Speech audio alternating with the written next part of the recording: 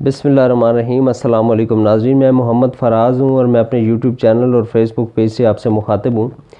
नाज़रीन इकराम, आज दो ख़बरें आपके सामने जो है वो डिस्कस करनी हैं। पहली तो ख़बर, आज हम सब जानते हैं कि जनरल बाजवा साहब की एक बड़ा लंबा टेन्योर, उनका 6 साल का आज अपने इख्तिताम को पहुँचा और बड़े बोझल दिल के साथ, बड़े टिकमगाते कदमों के साथ जब दिन को उन्होंने अपनी स्टिक जनरल आसिम मुनीर साहब के हवाले की, तो ऐसा महसूस हो रहा था कि शायद वो थोड़े से बोझल दिल के साथ जा रहे थे। तो खैर ज़ाहिर है, जाना तो हर बंदे ने है, चाहे वो आपने किसी कोई ओहदा छोड़ के जाना हो या दुनिया से जाना हो। ये एक ज़ाहिर है, जाना हर बंदे ने है और सदा अगर किसी ने रहना है, हमेशा किसी ने रहना है, तो अल्लाह ताला की बादशाही है, उन्होंने ही रहना है। तो जनरल बाजवा साहब का ये जो दौर था 6 साल का, ये बहुत सारे तनाज़ात का भी शिकार रहा, बहुत सारे तनाज़ात ने जन्म लिया।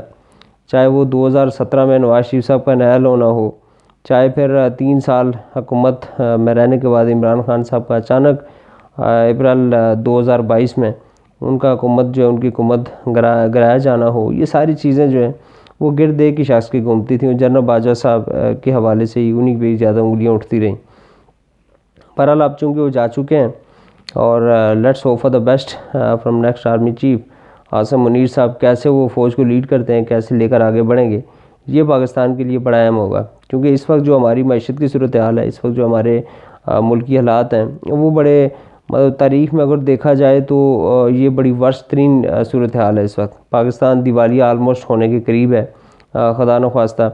और आपके जो ज़र मुबादला के ज़खायर हैं, वो आलमोस्ट $5 अरब या राउंड अबाउट हैं। और if I am not wrong, ये जो $5 अरब हैं, $5 अरब जो आपके हैं, इसमें भी आपके मैक्सिमम जो है चाइना और सऊदी अरेबिया के हैं। ये आपके अपने पैसे नहीं हैं, उन्होंने आपके ख़जाने को सहारा देने के लिए रखवाए हुए हैं। तो चीज़ें बड़ी जो हैं वो डिस्टर्बिंग हैं और पाकिस्तान की जो माशी सूरत हाल है इंतहाई अबतर है इस वक्त। तो इस सारे सिनेरियो में जनरल आसिम मुनीर साहब के ऊपर बहुत भारी ज़िम्मेदारी आयद होगी कि एक तो मुल्क के अंदर जो इस वक्त सियासी टर्माइल है, ये बड़ा एक मतलब एक बड़ी डेंजरस सूरत हाल इख्तियार कर चुका है। एक दूसरे की जो है मानते नहीं हैं सियासतदान, जो है किसी एक पेज पर मिल बैठने को बिल्कुल तैयार नहीं है। चाहे पाकिस्तान तहरीक इंसाफ एक जेन्युइन उसका मुतालबा है, एक उसका जो है वो एक ऐसा मुतालबा है कि उसके बगैर पॉसिबल नहीं है। मुल्क के अंदर स्टेबिलिटी लाना इस वक्त मुमकिन नज़र नहीं आ रहा कि इलेक्शन जो भी होगा, एक मजबूत हुकूमत आएगी 5 साल के मैंडेट के साथ, जो भी हुकूमत आएगी तो उसके बाद ही मुमकिन होगा कि दुनिया भी एक भी आपके ऊपर एतबार करे। फिर जो इन्वेस्टर है, जिसने पैसा इन्वेस्ट करना है और आपके मुल्क की मैशत थोड़ा सा उठेगी, वो भी तभी इन्वेस्ट करेगा जब उसे भरोसा होगा कि यार 5 साल के लिए कोई हुकूमत है जो कि आवाम के मैंडेट के साथ आई हुई है और मेरा पैसा जो इंटैक्ट रहेगा, बचा रहेगा, तो शायद वो फिर इन्वेस्ट भी करेगा। तो इस वक्त इमरान खान साहब का और पीटीआई का जो मुतालबा है, बड़ा जेन्युइन मुतालबा है कि आप इलेक्शन करवाएं, आप फ़ौरन इलेक्शन करवाएं और एक फ्रेश मैंडेट लेकर कोई भी हुकूमत आ जाए, पीपल्स पार्टी आ जाए, पाकिस्तान मुस्लिम लीग नवाज़ आ जाए या पीटीआई आ जाए, जो भी आता है, लेकिन एटलीस्ट उसके पास फ्रेश मैंडेट हो, 5 साल का मैंडेट हो और मुल्क फिर आगे बढ़े। क्योंकि इस सूरत हाल में, ये जो मौजूदा इस वक्त एक सूरत हाल बन चुकी है पाकिस्तान की, ये मेरे ख्याल में कि ना किसी सियासी जमात को सूट करती है, ना हमारे जो फोर्सेस को सूट करती है, इस्टेब्लिशमेंट को सूट नहीं करती। उसकी वजह ये कि सारे ये जितने भी पिलर्स हैं इस मुल्क के, इस मुमलिकत के जितने पिलर्स हैं, चाहे वो हमारे सियासतदान हों, चाहे इस्टेब्लिशमेंट हो, चाहे अवाम हो, ये सारे के सारे जो हैं वो डिपेंड इसी पे करता है कि मुल्क के माशी हालात क्या हैं, मुल्क की स्टेबिलिटी कितनी है, मुल्क के अंदर सियासी हालात क्या हैं। ये सारी चीज़ें इसके गिर्द ये सारा जो पहिया है घूमता है। तो सबके लिए ये ज़रूरी है इस वक्त कि मुल्क के अंदर एक फ्रेश मैंडेट वाली हुकूमत हो, 5 साल उसके पास मैंडेट हो और फिर वो कोई काम करे और मुल्क आगे बढ़े। अब देखें ना, एक पाकिस्तान और इंडिया साथ साथ आज़ाद हुए हैं और इंडिया जो कि हमारा रवायती हरीफ भी है। अब बहुत सारी चीज़ों पे हम अपने दिल को तसल्ली देने के लिए ये तो कहते हैं कि यार इंडिया भी बड़ा जी गरीब मुल्क है, हालांकि ऐसी बात नहीं है। इंडिया के पास if I am not wrong $557 अरब के रिज़र्व इस वक्त मौजूद हैं। $557 अरब के रिज़र्व इंडिया के पास हैं और आपके पास क्या है? $5 अरब, वो भी उधार के, वो किसी के पड़े, वो हमारे नहीं है पैसे। तो ये सूरत हाल है। तो इस वक्त पाकिस्तान को इस सारे सूरत हाल से बाहर निकालने के लिए सारे जितने भी स्टेक होल्डर्स हैं, चाहे वो सियासी जमात हैं और चाहे वो इस्टेब्लिशमेंट है, सबको मिलकर काम करना पड़ेगा। देखें, पाकिस्तान है तो हम सब हैं। पाकिस्तान है तो इस्टेब्लिशमेंट भी है, उनका भी निज़ाम चलेगा। पाकिस्तान है तो सियासतदान भी सियासत कर पाएंगे। तो खुदारा इस मुल्क के लिए सोचें। यकीन जाने कि शायद ये जितने बड़े बड़े सियासतदान हैं, हर किसी ने अपना कहीं ना कहीं दूसरा घर बनाया हुआ है, अपना कहीं ना कहीं दूसरा ठिकाना बनाया हुआ है। यहाँ से पैसा लेकर गए या जैसे भी किया, मेहनत मजदूरी से कमाया, बहरहाल उन्होंने अपना एक सेकंड उनके पास ऑप्शन है। अल्लाह ना करे इस मुल्क के साथ कोई ऊंच नीच होती है, कोई हालात बुरे ज़्यादा ख़राब हो जाते हैं, तो फिर इन लोगों के पास तो ऑप्शन है, ये तो चले जाएंगे। कोई इंग्लैंड चला जाएगा, कोई बरतानिया अपना अमेरिका चला जाएगा, कोई फ्रांस निकल जाएगा, किसी ने जो है वो स्विट्ज़रलैंड चले जाना है, सब ने चले जाना है। रहना एंड पे किसने? गरीब आवाम ने रहना है, जिसका बेचारों को कोई भी मतलब यहाँ पे भी 2 वक्त की रोटी का तरस रहे हैं तो बाहर कैसे जाएंगे? तो इसलिए सब स्टेक होल्डर्स को मेरे ख्याल में हमें सबको रिक्वेस्ट करनी चाहिए कि इसके ऊपर तवज्जो दें, इस मुल्क को आगे लेकर बढ़ें। और मेरे ख्याल में जो नए आर्मी चीफ आए हैं, उनके कंधों पे बड़ी जिम्मेदारी है कि आप सबको बैठाएं, जितने भी सियासतदान हैं उन सबको बैठाएं और इनको किसी नतीजे पर लेकर आएँ कि यार मुल्क के अंदर नया इलेक्शन हो, फ्रेश मैंडेट आए और हुकूमत आगे बढ़े। फिर सबसे बड़ी बात और सबसे इम्पोर्टेंट भी और सबसे जो है वो डेंजरस भी है, वो ये है कि इस वक्त जो एक गलत फहमी है अवाम के और अफवाज पाकिस्तान के दरमियान, उसको काउंटर करने की ज़रूरत है। और उसको काउंटर करने का ये तरीका नहीं है कि आप लोगों को उठा के अंदर करेंगे, ऐसा नहीं होता, ये किसी भी मुहज़्ज़ब माशरे में नहीं होता। उसका एक स्ट्रेटजी अपनानी पड़ेगी और जो गलत फहमी है उनको दूर करना पड़ेगा। देखें, ये बियाँ का पाकिस्तानी मेरे लिए इंतहाई दुख की बात है और इंतहाई अलार्मिंग भी है मुल्क के लिए कि फ़ौज के दरमियान और आवाम के दरमियान गलत फहमियाँ हों। ये किसी भी मुल्क के लिए, दुनिया में कोई भी मुल्क हो, अगर तो अफवाज के दरमियान और सिक्योरिटी इदारों के दरमियान और आवाम के दरमियान अगर कहीं भी कोई इस तरह की खलीज पैदा होती है या जो गलत फहमी पैदा होती है, तो उससे फिर जो दुश्मन ममालिक होते हैं वो फ़ायदा उठाते हैं। आपके सामने आप मिडल ईस्ट की सूरत हाल देख लें, लीबिया को देख लें, इराक़ को देख लें, शाम को देख लें, मिस्र को आप देख लें।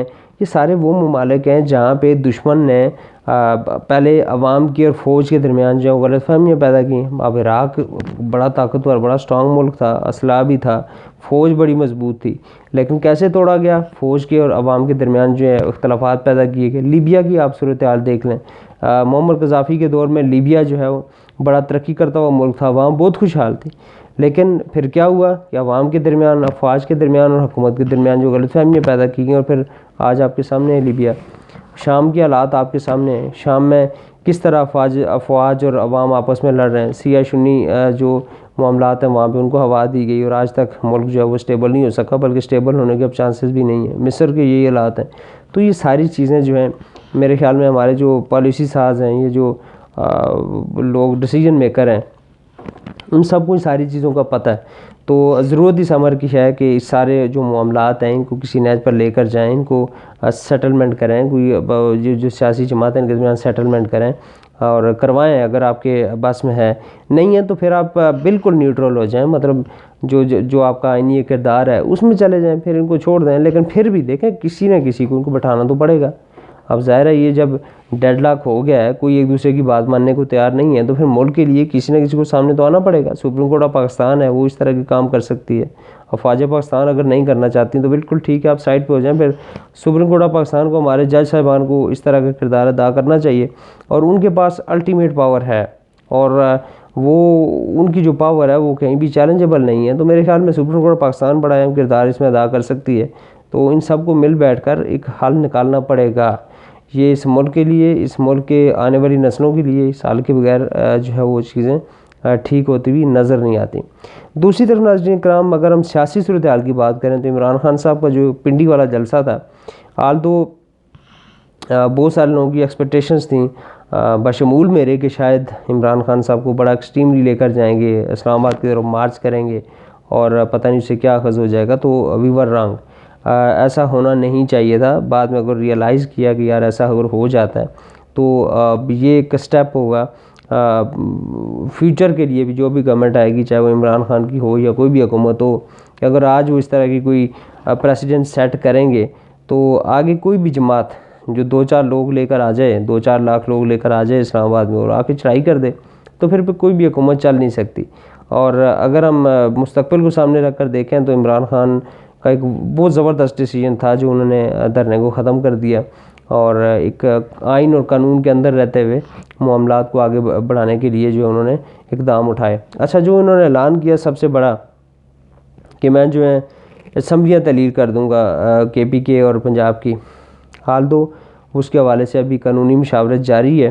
पार्लिमानी पार्टी का इजलास भी अभी होना है, तो उसमें क्या डिसीजंस लेते हैं ये तो वक्त बताएगा। और सारे जितने भी लीडरान हैं उन्होंने फ़ाइनल जो डिसीजन की जो पावर है या जो एक इख्तियार है वो चेयरमैन साहब को दे दिया है, यानी कि इमरान खान साहब को दे दिया है, क्या फ़ैसला करते हैं।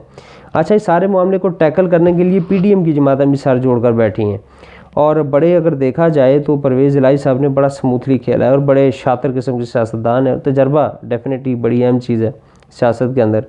तो दो ऑप्शंस थी PDM के पास कि एक तो या गवर्नर राज लगा दें और या फिर आप जो है वो एतमाद का वोट वो लेने का कहें वज़ीर आला के पंजाब को, क्योंकि KPK के अंदर इतना इशू नहीं है। KPK में तो 2/3 मेजॉरिटी है पाकिस्तान तहरीक इंसाफ के पास, वहाँ पे इशू नहीं है, इशू पंजाब के अंदर है।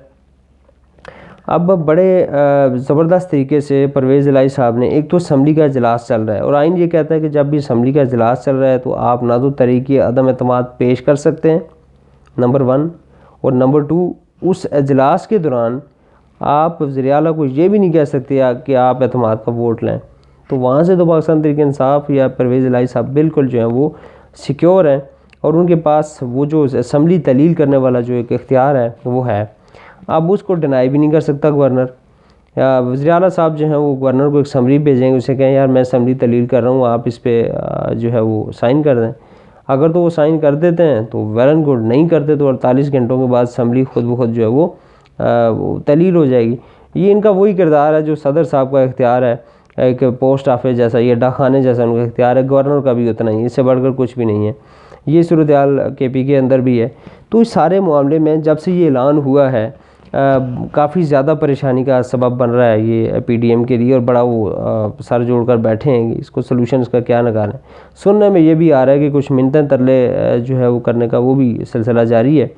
और देखें, एक चीज़ मैं फिर वहीं पे लेकर आऊँगा कि सियासत के अंदर ना चीज़ें जो हैं वो बिल्कुल फुल स्टॉप नहीं होना चाहिए कहीं भी। सियासत बेसिकली नाम है अपने मफादात का तहफ़्फ़ुज़ करना और दूसरों के जो तहफ़्फ़ुज़ात हैं या उनके जो मामलात हैं उनको भी रास्ता मुहैया करना, ये बेसिकली सियासतदान का काम है। तो मेरे ख्याल में सियासतदानों को इस मुल्क के लिए मिल बैठना चाहिए, उनको बीच का रास्ता निकालें। अगर तो मतलब वाकई PDM के लिए परेशानी का बायस है, और है, इसमें कोई शक नहीं है कि PDM इस वक्त एक बंद गली में जा चुकी हुई है।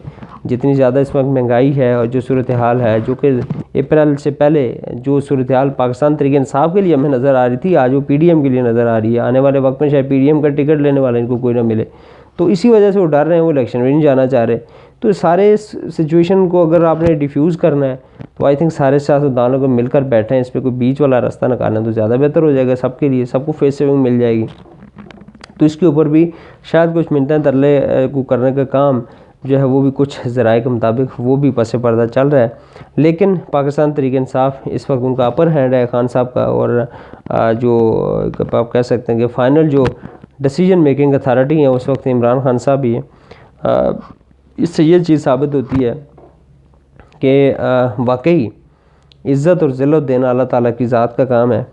कोई किसी को ना ज़लील कर सकता है जब तक अल्लाह ताला उसको जो है वो उसकी इज़्ज़त बाहर रखें, और ना कोई किसी को जो है वो इज़्ज़त दे सकता है जब उसकी किस्मत में ज़िल्लत देखती गई हो। इमरान खान साहब के हवाले से इन लोगों ने क्या नहीं किया, पिछले 7-8 महीने से किस किस तरह के हरबे इस्तेमाल किए गए, क्या क्या कुछ नहीं किया गया है, लेकिन स्टिल वो बंदा जो है वो आउट ऑफ कंट्रोल है, वो इनके बस में नहीं आ रहा, इनके हाथ नहीं आ रहा। क्या क्या कुछ नहीं किया, करैक्टर असैसिनेशन की, उसके ऊपर घड़ी चोरी का इल्ज़ाम लगा दिया जो कि थी नहीं बेसिकली, और उसके बाद फिर उनको शूट करने की भी कोशिश की, लेकिन अल्लाह ताला ने बचा भी लिया और उनकी पॉपुलैरिटी में मज़ीद इजाफ़ा हुआ। तो पाकिस्तान के अगर माशी हालात की बात करें तो फिर मैं यही कहूँगा कि सियासी जो जितना भी टर्माइल है इसको ख़त्म करने के लिए सबको बहरहाल मिल बैठना होगा, कोई बीच वाला रास्ता निकालना होगा। इस मुल्क को अगर आप इस बुरी सूरत हाल से निकालना चाह रहे हैं तो इसका हाल यही है कि आपको मुज़ाकरात करने पड़ेंगे और कोई बीच वाला रास्ता निकालना होगा। अल्लाह ताला हम सबका हामी नासिर, अल्लाह ताला पाकिस्तान को अपनी हिफ्ज़ व मान में रखें और पाकिस्तान तरक्की करे और जल्द सूरत हाल से बाहर आए। अस्सलामु अलैकुम व रहमतुल्लाहि व बरकातुहू।